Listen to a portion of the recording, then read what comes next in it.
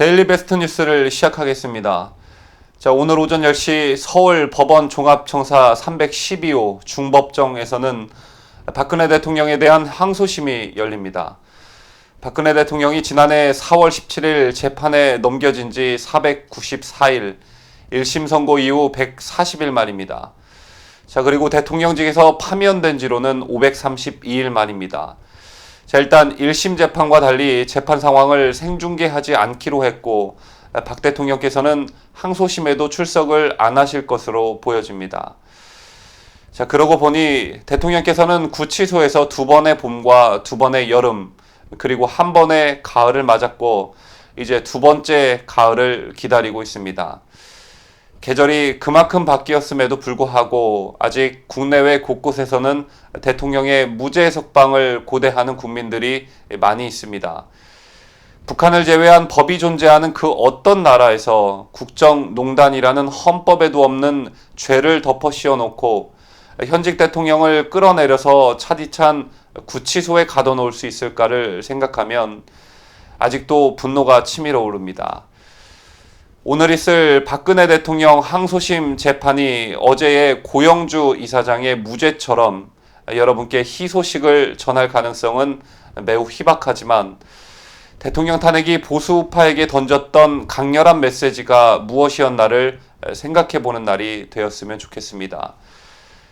대통령 탄핵은 정치인 박근혜 개인의 패배가 아니라 정치권 내 위장 우파들 하나 제대로 걸러내지 못한 대한민국 보수파 전체의 패배였다는 것을 잊지 말아야겠습니다.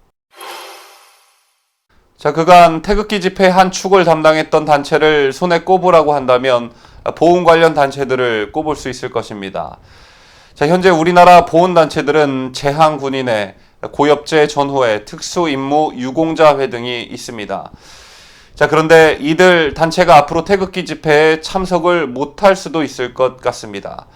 자, 국가보훈처는 지난 22일 관련법에는 재향군인회, 고엽제 전후회, 특수임무 유공자회 등의 정치활동을 금지하도록 하는 관련 조항이 있지만 내용이 포괄적이고 이를 어겨도 처벌하는 조항이 없어 정치활동을 보다 구체화하고 처벌화하는 내용을 신설했다고 밝혔습니다.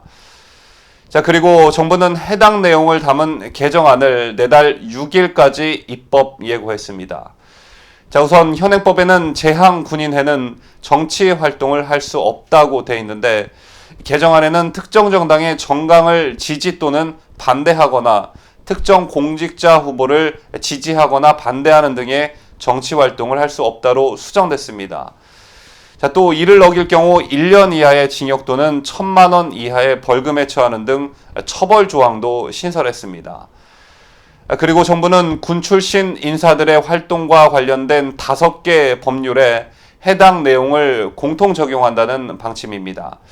자, 여기서 5개 법률이란 재향군인회법, 고엽제법, 특수임무유공자법, 국가유공자단체법, 참전유공자법이 그것입니다. 국가보훈처 관계자는 현행 국가유공자 단체 관련 5개 법률의 정치활동 금지 관련 조항이 서로 달라 규제의 통일적 정비가 필요하다며 개정안에는 금지되어 있는 정치활동을 보다 구체화하게 된다고 설명했습니다. 자, 이 같은 문재인 정부 하의 국가보훈처의 움직임에 대해 일각에선 이들 단체가 태극기 집회 등 보수 집회에 참여하는 것을 막기 위한 것이 아니냐라는 목소리가 나오고 있습니다. 자, 이 소식을 접한 네티즌들도 이러한 의혹을 제기하고 나섰습니다. 자, 댓글을 몇 개 소개시켜드리면 무언가 제재를 하시려면 명분이 정확하고 타당해야 하는데 국민이 개 돼지인 줄 아느냐, 잣대를 갖다 붙일 때 붙여야지, 국민들도 참는데 한계가 있다라는 댓글이 있었고, 모든 단체들이 정치에 참여하지 못하게 해야 공평한 것 아니냐, 전교조, 민노총, 시민단체, 종교단체, 공무원들 등이라는 댓글이 있었습니다. 자, 또한 이렇게 노골적으로 편향된 정권은 처음이다. 내 편이 아닌 것은 무조건 측결 대상이다. 누구의 눈치도 보지 않고 나라의 걱정거리도 염두에 없고 오로지 마이웨이다. 정말 무섭다. 나라가 어찌 되려는지 마치 인민군 재판을 보는 것 같다.